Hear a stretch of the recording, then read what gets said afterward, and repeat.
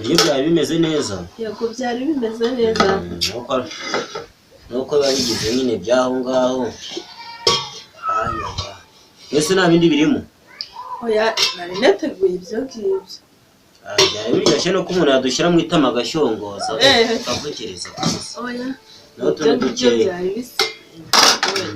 Nakundi. None se nta wundi muceri uhari? Umuceri washize. Aki?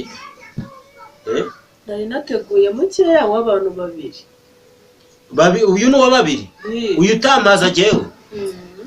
Ese ibintu byasavamo? Byavamo. Sikari mwebwe umuntu ashaka bakamushongesha.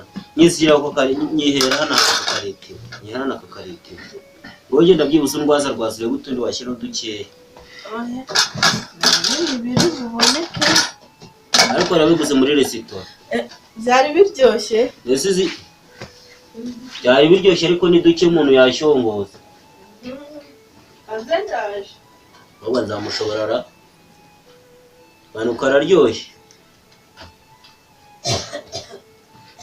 Ariko rero gusa n'ikindi.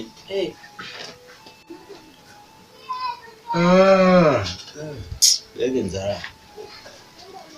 Neza ntabwo haza. Ako uri we birabyaguhaza. Samaza. Wenda nyine nuko ari wowe. We byaguhaza. Ariko uje ntabwo binagije. Byo gora nyine urakoze. Wenda kuba ndiye n'umuceri nubwo nawe udahagije. Ariko ubwo nta kundi kamenge igende kugenda. Nasubiza ugenda. None se ko umuceri ushize ngo ndaguma ngaho nkweto. Wenda twaganira n'ibindi. Ibintu tutaganira tuvugiye ku isahani. Erega ntabwo tuba duheruka. Kudaherukana no kudaherukana n'umuceri byose ni kimwe. Neza ubu ndaguma ngaho wenda bamurya. Waza none bahurira agaceri nuko ugasanga kamwe. Uri ko tutaganira. Ntabwo byashira nka tukakomeza tukaganira ndaho gacyana bitagenda. Tukaganira. Nese umuceri nateguye nuriya kandi ikindi nanjye niyo mafaranga nabonye. Erega naje nzangwe n'umuce oya no kubasura. Ariko n'umuceri byo ubundi sawa bisize bikarangira. Oya iyo naje kubasura. Mbege umuceri uze. Wabaye wicaye. Oya nta kundi. Iyo birangiye babira nese ubu ndicara bwo bigende bi. Wambabari ukeke. Nzabimeze nabi yakurya amateke yacu n'ibijumba. Ariko ko mwana Haruna Gakobe ntaraza. Awe Gakobe we rwose wajyango yifatiye y'icumbi. Ariko ura mwana yibonyemo iki? Umva. Yes. Ahangaha sinkivuga. Ndavaza nutuzi ngo ndagiye. None amaze kugera mu gihe cyo nyine ari kwiyumva. Igihe cye se kimutegeka kuza hano uko yishakiye. Aho uzamukore urebe ko ataguterura. Nyine ungenda kubaha n'umuntu nyine umaze guca kenge. Nawe uri wagihanye kira kigogi. Aha. Ntabwo cyakire kigira ubwenge bundira. Aho yaboneye rwose umva. Aho yaboneye wera. Ntago hana kihikoze. Wera hajya wera hajya no. Wa mukobwa umwe waje hano kumureba. Nibyo. Aho do nakiza. Dore rero shahu murumuna wawe arakwarananiye burundu. Shaka twatse pfari ya mukabande.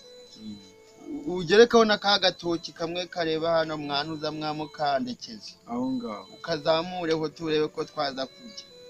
Nanjye kandi ko ndibona ikibabe kitabi hepfo hano. Azi byawe n'ibyitabi nta n'umunyu uri bugure se.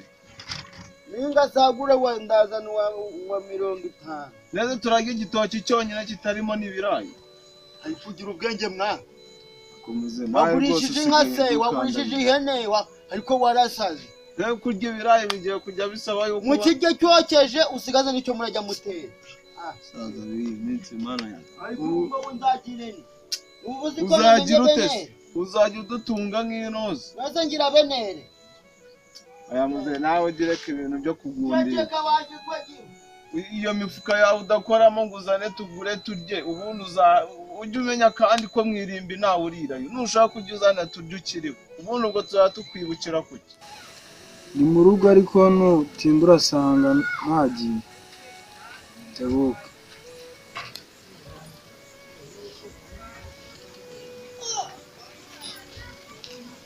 Zite fiji. sawa gakora. ngo amakuru se Amakuru ni meza.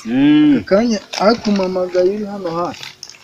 nari ndimo ndaza rwose nari ndi hafi kwagera ko imisatsi urakwenda imyenda ubwo sinzi ukuntu wese mbyibuka ako dore imyenda yawe ngo urandisha umuceri Yego si nga ngenda twika mwana. uratwika cyangwa cyawe cyandishije umuceri hatari Umuceri warawuriye kabisa. narawuriye pe umuceri hariho udukaro hari utuntu kuko turi tw'abasitari Wese urumva udakwiye kugura akantu we. nabireka se ntabwo nabireka rwose Ugiye kwigira idadi. ahubwo mufashijeho gutya nongeyeho ntabwo ninda ako uzongera unize burashaka kuzongera ajya kubyumva Ariko nawe uzanga. ako nono nadashyira akanya ko neza ntari niyo nshaka ngo nzagaruke nkurope na kimwe n'ibintu byose niyo nshaka ngo nzankuropesha ari wo wose umuceri ndawuriye nubwo nyine yaba bitarenze ya nakundi rero ubwo ngubwo Ntari imana. Warayifuze se? imyanda irafuze Ese hano waragundagura nyine ko ushaka utungutu n'utwunzwe kubera ko narayifuze nyambaraho irindi rimwe Mwanda wawe.